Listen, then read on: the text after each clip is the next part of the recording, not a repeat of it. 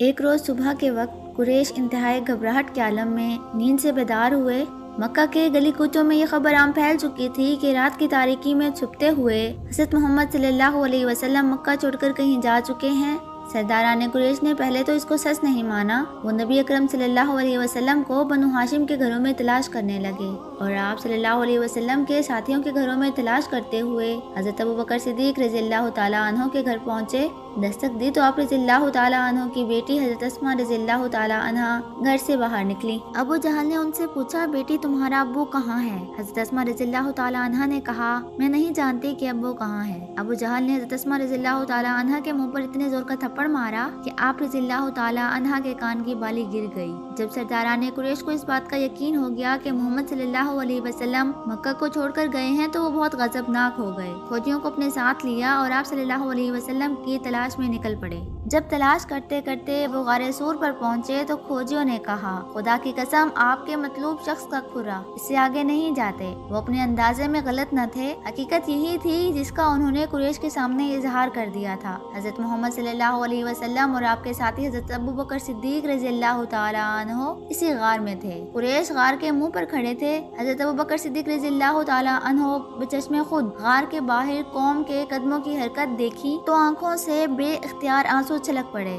رسول اکرم صلی اللہ علیہ وسلم نے حضرت ابوبکر صدیق رضی اللہ تعالیٰ عنہ کی طرف دیکھا تو حضرت صدیق اکبر رضی اللہ تعالیٰ عنہ تسلی دیتے ہوئے عرض کی، اللہ کی قسم میں اپنے لیے نہیں روتا، یا رسول اللہ صلی اللہ علیہ وسلم مجھے خطرہ ہے کہ کہیں آپ کو کوئی نقصان نہ پہنچائے۔ رسول اللہ صلی اللہ علیہ وسلم نے بڑے اطمینان سے جواب دیا، اے ابوبکر گھبرائیے نہیں، اللہ ہمارے ساتھ ہے۔ اللہ تعالیٰ نے صدیق اکبر رضی اللہ تعالیٰ عنہ کے دل پر تسکین نازل فرمائی۔ قوم کے قدموں کی طرف دیکھنے لگے، پھر عرض کی، یا رسول اللہ صلی اللہ علیہ وسلم اگر ان میں سے کوئی بھی اپنے نقوش قدم کی طرف دیکھ لے تو وہ ہمیں بھی دیکھ لے گا، اس وقت ہم ان کی نظروں کی زد میں ہیں۔ اے ابوبکر ان دو اشخاص کے بارے میں آپ کی کیا رائے ہے جن کا تیسرا خدا ہو؟ اس وقت آپ دونوں نے یہ بات بھی سنی کہ ایک قریشی اپنی قوم سے کہہ رہا تھا، آؤ غار کے اندر جا کر دیکھتے ہیں۔ امیہ بن خلف نے اسے مذاق کرتے ہوئے کہا، ارے اندھے، تم یہ مکڑی کا جالا نہیں دیکھ رہے جو اس غار کے منہ پر بن رکھا ہے؟ اللہ کی قسم مجھے یہ جالا تو محمد صلی اللہ علیہ وسلم کی پیدائش سے بھی پہلے کا لگتا ہے۔ البتہ ابو جہل نے کہا، لات و عزا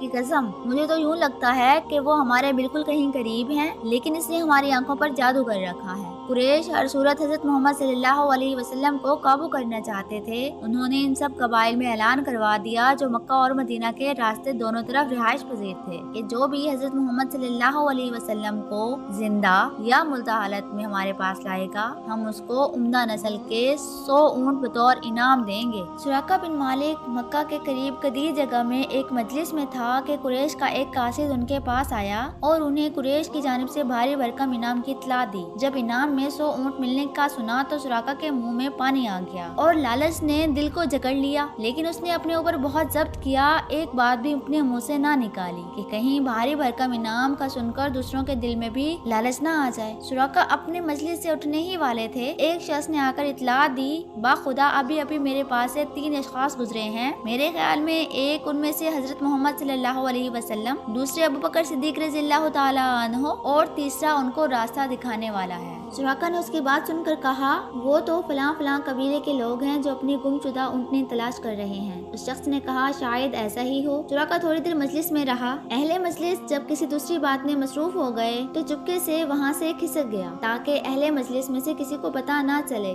سیدھا اپنے گھر پہنچا، لونڈی سے رازدارانہ میں کہا کہ میری گھوڑی تیار کر کے لوگوں سے چھپاتے ہوئے مکہ سے باہر لے آئے۔ اپنے غلام کو حکم دیا کہ وہ ہتھیار لے کر گھروں کے پیچھے سے اس طرح نکلے کہ کوئی اس کو دیکھ نہ لے اور ہتھیار گھوڑی کے پاس رکھ جائے۔ سراقہ نے اپنی درع پہنی، ہتھیار گلے میں لٹکائے، گھوڑی پر زین باندھی اور سوار ہو کر سر پر دوڑ دیا تاکہ وہ سب سے پہلے حضرت محمد صلی اللہ علیہ وسلم کو پکڑنے میں کامیاب ہو سکے اور اس طرح وہ قریش کے انعام کا مستحق بن سکے۔ سراقہ بن مالک اپنی قوم کے چند ممتاز شاہ سواروں میں سے ایک تھا۔ دراز قد، گندھے جسم، ماہر کھوجی اور راستے کی تکالیف پر صبر کرنے والا تھا، اور ان صفات کے ساتھ ساتھ وہ ایک عقل مند شاعر بھی تھا اور اس کی گھوڑی بھی بڑی اسکیر تھی۔ سراقہ بڑی تیزی سے مسافت طے کرتے ہوئے آگے بڑھنے لگا۔ انہوں نے تھوڑا ہی فاصلہ طے کیا تھا کہ یکدم گھوڑی لڑکھڑائی اور یہ آن واحد میں زمین پر گر پڑے۔ انہوں نے اسے اپنے لیے اچھا شگون نہ سمجھا اور کہنے لگے، ارے یہ کیا ہو گیا؟ ارے گھوڑی تیرا بیڑا غرق۔ گھوڑی تیزی سے اٹھی اور سرپٹ دوڑنے لگی۔ تھوڑی دیر بعد دوبارہ لڑکھڑائی۔ اس دفعہ انہوں نے اپنے لیے برا شگون تصور کیا۔ اس دفعہ لوٹ جانے کا ارادہ بھی کر لیا، لیکن 100 اونٹ کے لالچ نے واپس جانے سے روک دیا۔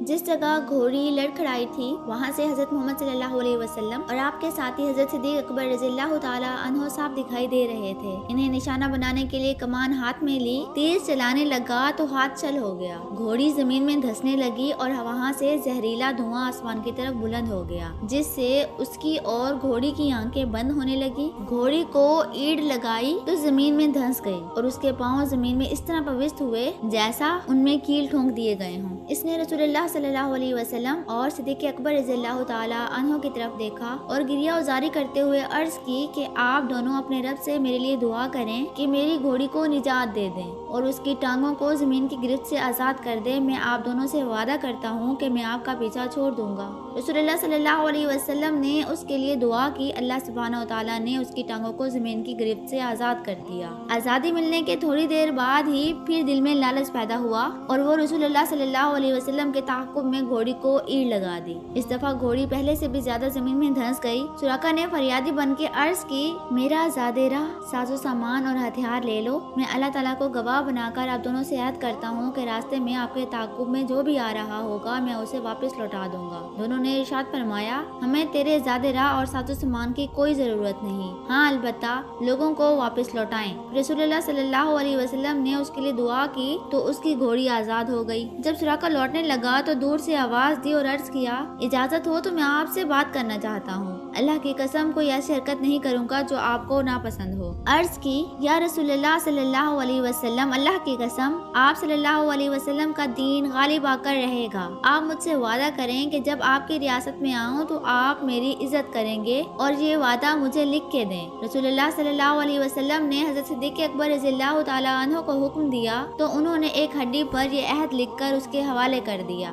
جب وہ واپس لوٹنے لگا تو نبی صلی اللہ علیہ وسلم نے ارشاد فرمایا، سراقہ جب تم کسرا کے کنگن پہنو گے تو تمہیں کیسا لگے گا؟ سراقہ نے حیران و ششدر ہو کر پوچھا، کسرا بن حمز کے کنگن؟ آپ صلی اللہ علیہ وسلم نے فرمایا، ہاں کسرا بن حمز کے کنگن۔ سراقہ واپس لوٹا۔ راستے میں اسے کچھ لوگ ملے جو رسول اللہ صلی اللہ علیہ وسلم کو تلاش کر رہے تھے۔ سراقہ نے کہا، لوگو واپس اپنے گھر کو چلے جاؤ، میں نے زمین کا چپا چپا چھان مارا، پاؤں کے نقوش کے بارے میں تم میری مہارت کو بھی جانتے ہو، مجھے ان کا کہیں کھوج نہیں ملا، تم اپنا وقت ضائع مت کرو، میری بات مانو، واپس چلے جاؤ۔ رسول اللہ صلی اللہ علیہ وسلم اور صدیق اکبر رضی اللہ تعالیٰ عنہ کے ساتھ ہونے والی گفتگو اور اپنے ساتھ پیش آنے والے واقعہ کو دل میں چھپائے رکھا، یہاں تک کہ اس کو یقین ہو گیا کہ اب دونوں مدینے پہنچ چکے ہوں گے اور قریشی دشمن کی رسائی سے باہر ہیں۔ تو سراقہ نے یہ راز فاش کر دیا۔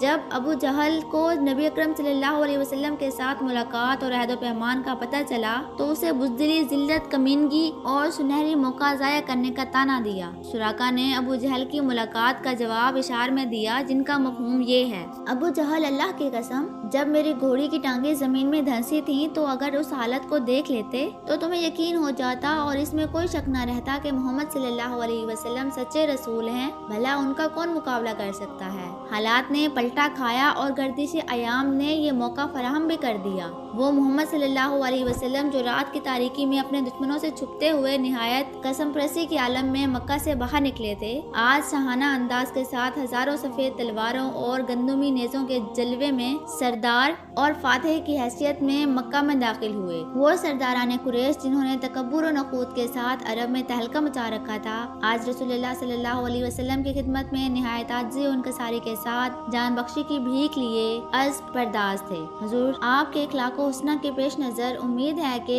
آج ہم آپ سے اچھا برتاؤ کریں گے۔ نبی اکرم صلی اللہ علیہ وسلم نے انبیاء کرام کی سی فیاضی برتتے ہوئے ارشاد فرمایا، جاؤ تم آزاد ہو۔ سراقہ بن مالک نے اپنی سواری تیار کی اور رسول خدا صلی اللہ علیہ وسلم کی خدمت اقدس میں حاضر ہوا تاکہ آپ کے سامنے مسلمان ہونے کا اعلان کرے اور 10 سال پہلے جو تحریری پروانہ اس کے پاس موجود تھا وہ پیش کر کے امان حاصل کرے۔ سراقہ کہتے ہیں، میں نبی کریم صلی اللہ علیہ وسلم کی خدمت میں حاضر ہوا۔ آپ اس وقت جارانہ میں ایک انصاری لشکر کی جھرمٹ میں تشریف فرما تھے۔ مجھے دیکھ کر انصاری اپنے نیزوں سے کچوکے لگانے لگے اور کہنے لگے، دور ہٹ جاؤ، تم یہاں کیا لینے آئے ہو؟ میں صفوں کو چیرتا ہوا رسول اقدس صلی اللہ علیہ وسلم کے پاس پہنچنے میں کامیاب ہو گیا۔ آپ صلی اللہ علیہ وسلم اپنی اونٹنی پر سوار تھے۔ میں نے تحریری پروانہ دکھاتے ہوئے عرض کی، یا رسول اللہ صلی اللہ علیہ وسلم، میں سراقہ بن مالک، یہ آپ کا میرے ساتھ تحریری معاہدہ ہے۔ رسول اللہ صلی اللہ علیہ وسلم نے ارشاد فرمایا، سراقہ میرے پاس آ جاؤ، آج عہد و پیمان کے ایفا کا دن ہے۔ میں آگے بڑھا اور آپ صلی اللہ علیہ وسلم کے سامنے اپنے مسلمان ہونے کا اعلان کر دیا اور